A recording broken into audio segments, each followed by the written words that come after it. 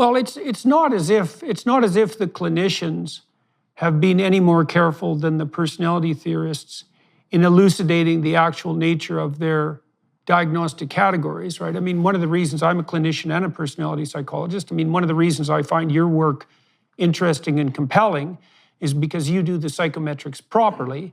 And that's not always obviously the case with clinical diagnostic categories, because they're basically holdovers from the psychiatric enterprise, and they weren't extracted out of a primarily statistical model. And so on the downside for the clinical psychologists, it's not obvious at all that we have our nosology, our diagnostic category system straight. And so I'm not saying that in a cynically critical manner, because it's actually a very difficult thing to do right. But it seems to me that your work isn't unfairly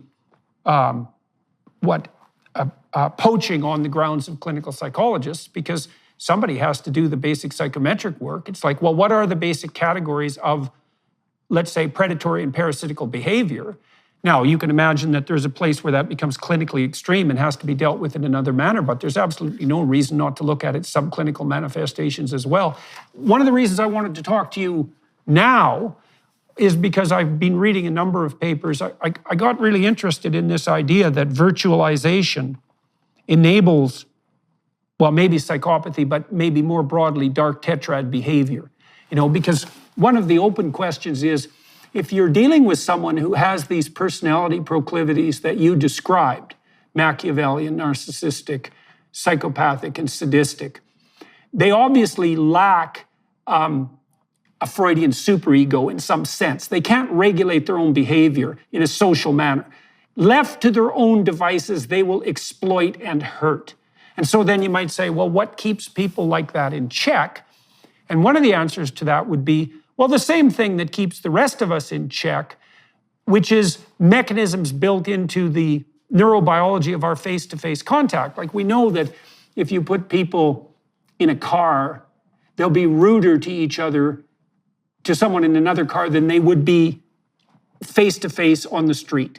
Like, there's a lot of direct inhibition built into our social interactions that keeps psychopathy and narcissism under control. But then what you see online is that all of that disappears, eh? And I don't think that there's any real price to be paid for dark tetrad behavior online, especially if it's anonymous. And that's made me think more recently, especially as our culture tears itself apart as a consequence of the battle between extremes on the political spectrum. It's made me wonder how much of that's actually driven by the virtualized enabling of psychopathy and narcissism. Because, it's always a problem. One of the things people might not understand who are watching this is the incredibly high cost that biological organisms bear in relationship to parasitical behavior. So that'd be associated, let's say, with psychopathy. There is good evidence, although I wouldn't say it's canonical, that the reason that sex itself evolved was so that we could stay ahead of the parasites. If you just clone yourself, the parasites can chase your genome down the generations. But if you mix your genes, then the parasites have to adapt rapidly to keep up. You can stay ahead of them. And so sex itself was driven by parasitical behavior. And so what that indicates is that the presence of parasites as well as predators throughout our entire biological history has presented a canonical threat to our very civilization. And now, if it's true that virtualization enables the psychopaths and the narcissists, then it seems to me that that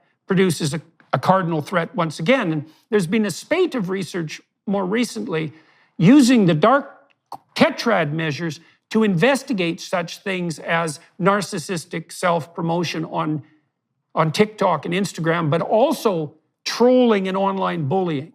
And so maybe you could tell us a little bit about what's been found on that front. Yeah, well, again, you covered a lot of ground there, but the central point I have to totally agree on.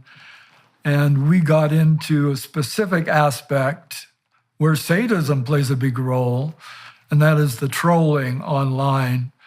you get to say anything you want without repercussions. If you said that to the person's face, you'd be in trouble for various reasons, legal and physical reasons. But we tried to delve into asking these people who engage in trolling online, why do you do it? And we ended up with the title of our paper, Trolls Just Want to Have Fun, because that seemed to be the most common motivation. It's just fun poking at people. You find a website where people are all happy and enjoying it, I don't know, a gardening group, and you mess with them. And that seems to be a lot of fun for certain individuals. We correlated an interest in doing that with the dark tetrad measures, and sadism stood out as the best predictor of liking to mess with happy people. So having the internet has put us into trouble. Politics is an obvious example, but just being nasty to your fellow humans is now a sport. It's a sport, it's a hobby, it's a pastime. And these people tend to spend a lot of their time engaged in various similar activities. Right. Well, we know that 1% of the criminals commit 65% of the crimes. And so it's a Pareto distribution like almost every other form of, let's say, creative production. And so it's also the case in all probability that a very large proportion of the pathological online behavior comes from a relatively small proportion of, committed dark tetrad types. And given that they're not only not inhibited by the normal mechanisms of social discourse, they're also rewarded because they get a tremendous amount of attention. And I would say, I think it's reasonable to also point out that that attention is monetized in some sense and expanded by the internal operations of social media networks themselves. It's certainly not the case that the trolls pay a price for being provocative. In fact, I think there's good reason to think that their attempts are more likely to be multiplied rather than inhibited. And that could be, depending on the degree to which we virtualize, that could pose a real signal threat to the integrity of our peaceful political arrangements, let's say. Yeah, it's out of hand, and it's hard to track down individual contributors to malevolence online, but one could blame it on media polarization and just the need to attract customers. Turns out that people don't like moderate media sources. They won't turn to that channel. They'll turn to a channel where they can feel warm and toasty because the other people on that channel agree with them on everything, so they don't get to hear other points of view. And many years ago, perhaps you and I were there at the time of Walter Cronkite, and there were a few corporations online, 2 or 3, that everybody watched, and they were more or less down the middle. If those were put online now, nobody would watch. People want to watch the extreme version of their own politics. And that's unfortunate development in technology. Yeah, well, there are some exceptions to that, I would say. I've had a lot of success, let's say, with long-form dialogue on YouTube, and other people have done the same thing. And inviting people like you to have discussions that last 90 minutes or so. And that's a pretty comprehensive discussion, and it rewards a long-term attention span. But it's definitely the case that there are selective pressures in relationship to attention to gather as much impulsive attention as possible. And of course, there's a profit motive behind that often, because if you can gather people's attention, you can advertise to them. And I'm not saying this cynically, I'm just trying to observe the way the system is working. If you can gather people's attention by whatever means, you can almost instantly monetize that. And so we also have this new technological problem, which is that we have technologies that can really reward impulsive information gathering and simultaneously monetize it. And that means that that's fertile territory for the psychopaths and the narcissists and the Machiavellians and the sadists to exploit. And I think there's enough of that to actually undermine public trust in general, because it makes, like, my actual life is way less contentious than my online life.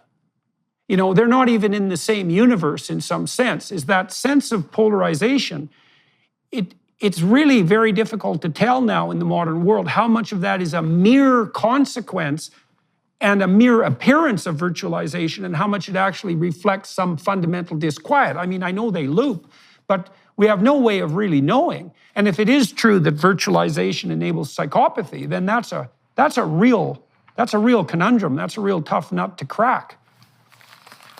Yeah, and it's scary in a way to think that, in a way, you're getting closer to what people are really like in anonymous responses.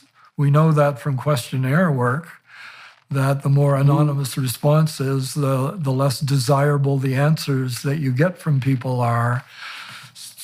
But it does sound very cynical to think that the nasty stuff you see online is really the human condition.